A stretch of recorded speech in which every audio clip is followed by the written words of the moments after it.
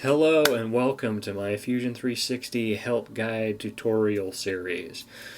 Today we're going to be going through some of the tools you're going to be using for your main layout. Once you open Fusion 360, it's going to look like this. You may or may not have a grid, but we're going to go over that soon enough. So for this video, we're going to kind of go over some of the things that you'll see right offhand. Especially this left section here. First thing we're going to go over is we're going to go over these arrows here. These are drop downs and you can click on them. This first one, this is document settings. These are your units. It's in millimeters. You can go over here, click, and it'll bring up this box. You can drop this down and you can choose whether you'd like to work with centimeters, millimeters, meters, inches, foot for whatever project you're working on. I typically like to work with millimeters because it's a lot simpler than doing inches where it's in decimals and there's a lot of converting and whatever that, if you're good at math, then, go for it. But really it's personal preference. So I'm going to leave it in millimeters. We'll go down to our next drop down.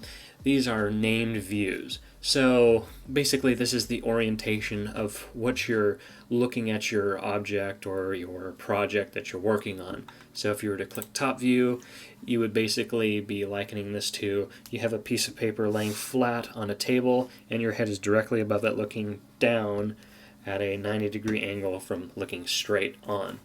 You can also right click on name views and create your own. You can go whatever orientation you want, name it whatever.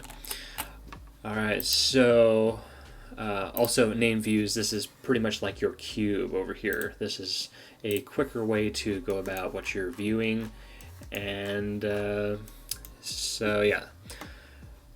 Going over to origin, these are basically, this is your origin spot, this little circle where the green and red lines connect and intersect.